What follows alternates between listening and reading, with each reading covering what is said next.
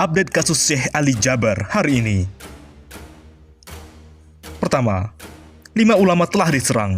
Apa hubungannya dengan gerakan September?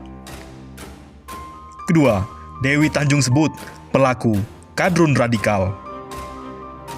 Ketiga, sahabat Ruslan Buton, polisi harus bergerak cepat, tangkap aktor intelektual karena bisa hilang tanpa bekas. Keempat, Badan Nasional Penanggulangan Terorisme jangan jadi pembela pelaku penikam Syekh Ali Jaber. Ceramah tegas dan keras dimusuhi, ceramah lucu dihina, dibilang tidak bermutu. Giliran ceramah adem malah ditusuk. Tulis Tengku Zul. Jadi siapa gerombolan mereka itu? Apa ada hubungannya dengan gerakan September? Ada yang bisa bantu jawab? Dewi Tanjung sebut pelaku penusuk Syekh Ali Jaber kadrun radikal, sembari pasang foto editan terkait penusukan Syekh Ali Jaber di Lampung. Kader PDI Perjuangan Dewi Tanjung ikut bersuara di akun Twitternya. Dia menuding kelompok tertentu sebagai dalang dari pelaku penusukan itu. Melalui akun Twitternya @dewitanjung15, dia mengunggah foto pelaku penusukan Ali Jaber sedang memegang bendera hitam bertuliskan kalimat tauhid yang identik dengan ormas HTI. Melalui keterangan foto itu, Dewi Tanjung menuding bahwa pelaku penikaman termasuk dalam kelompok tertentu yang dia sebut sebagai kadrun alias kadal gurun. Jejak digital memang menyakitkan. Ternyata yang menusuk Syekh Ali Jaber justru kadrun radikal. Apa tanggapan petinggi kadrun tentang hal ini? Ujar Dewi Tanjung, dikutip dari Twitternya Selasa, 15 September. Namun, nampaknya foto yang diposting Dewi Tanjung diduga hoax alias tidak benar. Foto itu merupakan hasil editan. Foto tersebut diambil dari akun Facebook pelaku yang kemudian diedit memegang bendera tauhid atau bendera HTI. Unggahan Dewi Tanjung mendapat tanggapan beragam. Dia diserang netizen sebab dia dianggap menyebar hoax.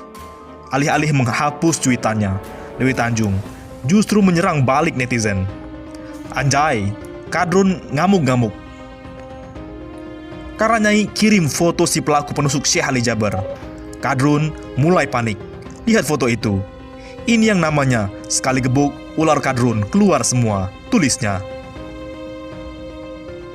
Dan ternyata, sebelum Syekh Ali Jaber, sudah 4 kali ulama diserang orang gila.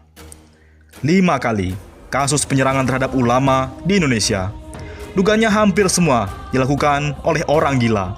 Termasuk kasus terbaru yang menimpa Syekh Ali Jaber saat mengikuti acara wisuda di Masjid Falahuddin Lampung, Minggu 13 September. Bahkan terkait kasus penusukan terhadap Syekh Ali Jaber ini, sekarang topik orang gila masuk trending Twitter Indonesia. Topik orang gila dicuitkan sebanyak 44.000 kali dan nangkring di posisi 5. Kepada media, Syekh Ali Jaber mengaku tidak terima bila penyerangnya dianggap gila.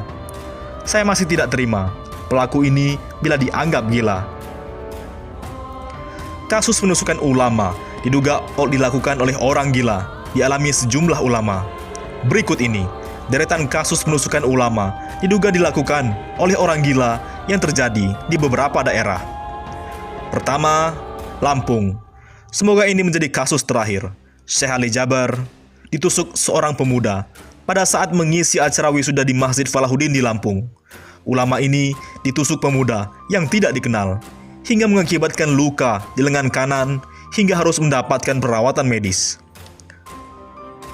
Kedua, di Pekanbaru, 2 bulan lalu, sebelum penusukan terhadap Syekh Ali Jaber, penyerangan terhadap ulama juga terjadi di Pekanbaru, Riau.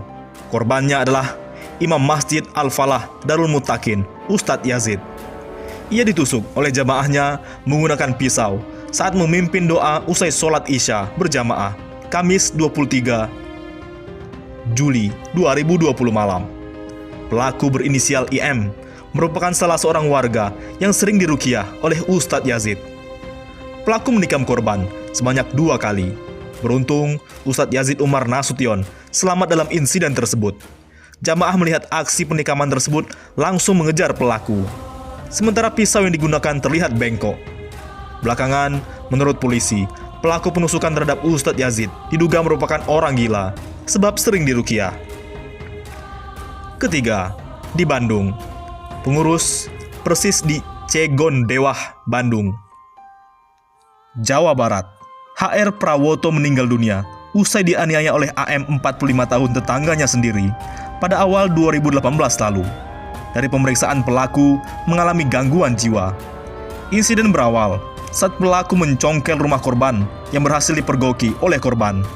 Saat ditanya oleh korban, pelaku justru mengamuk dan menyerang korban. Korban dipukuli menggunakan potongan pipa besi hingga mengalami luka patah tangan kiri dan luka terbuka di kepala. Korban sempat menjalani perawatan intensif, namun akhirnya nyawanya tidak tertolong. Keempat, Lamongan. Seorang pria diduga gila menyerang seorang pengurus Ponpes Karangasem, Lamongan, Jawa Timur, bernama Kyai Hakam Mubarok pada Minggu 18 Februari 2018. Beruntung, korban tak mengalami luka serius. Kejadian bermula saat pria tersebut tidur di pendopo Ponpes. Saat diminta untuk pindah, pria itu mengamuk dan menyerang korban. Dari hasil pemeriksaan, pelaku berinisial NT mengalami gangguan jiwa. Warga Cirebon tersebut sudah 4 tahun pergi meninggalkan keluarganya. 5. Di Tuban. Seorang pria berinisial MZ 40 tahun mengamuk di Masjid Baitur Rohim, Karangsari, Tuban pada Selasa 13 Februari 2018. Amukan pria itu dilatar belakangi kekesalannya tak bisa bertemu dengan kiai yang diyakini bisa menyembuhkan penyakitnya. Pria itu merusak kaca masjid hingga hancur berkeping-keping. Dari hasil pemeriksaan dipastikan pelaku mengalami gangguan kejiwaan berat. Korban dipukuli menggunakan potongan pipa besi hingga mengalami luka patah tangan kiri dan luka terbuka di kepala. Oleh karena itu, Profesor Jimli As-Siddiqi, BNPT, jangan jadi pembela pelaku penikam Syekh Ali Jaber. Kritik keras disampaikan anggota DPD RI Jimli As-Siddiqi kepada Kepala Badan Nasional Penanggulangan Terorisme BNPT, Komjen Boy Raffi Amar, yang memberi komentar atas kasus menusukan penceramah terkenal Syekh Ali Jaber. Dalam pernyataannya, Boy menyebut bahwa kondisi gangguan jiwa atau gila yang dialami penusuk Syekh Ali Jaber, Alvin Andrian, pernah dibuktikan lewat hasil pemeriksaan rumah sakit tahun 2016. Informasi yang sama juga diterima BNPT dari pihak keluarga. Jimli As-Siddiqi pun meminta BNPT untuk tidak menjadi pembela dalam kasus ini. BNPT jangan jadi pembela ataupun pemutus, terangnya dalam akun Twitter pribadi sesaat lalu Selasa 15 September. Menurutnya, masalah isu gangguan jiwa yang diidap Alvin merupakan bagian dari tugas advokat untuk membela. Sementara hakim akan memberi putusan atas kasus ini. Biarlah tugas advokat yang membela di pengadilan dan hakim yang memutus apakah pelaku kejahatan gila atau tidak. Demikian kata mantan ketua MK itu. Oleh karena itu, sahabat Ruslan Buton pun angkat bicara. Kasus Wiranto dengan cepat disimpulkan teroris. Kasus Syekh Ali Jaber serta-merta gila. Ada kesan penghakiman yang tendensius dalam penanganan hukum kasus penusukan ulama Syekh Ali Jaber. Bahkan menurut Purnawirawan TNI, Kolonel Sugeng Waras, indikasi serupa juga terjadi dalam penanganan kasus penusukan yang dialami mantan Menko Polhukam Wiranto pada tahun 2019 silam. Dulu, dalam kasus penusukan Wiranto, dengan cepat disimpulkan dilakukan oleh teroris. Kini dalam kasus Syekh Ali Jaber, serta-merta pelakunya gila, kata Sugeng Waras kepada redaksi Selasa 15 September.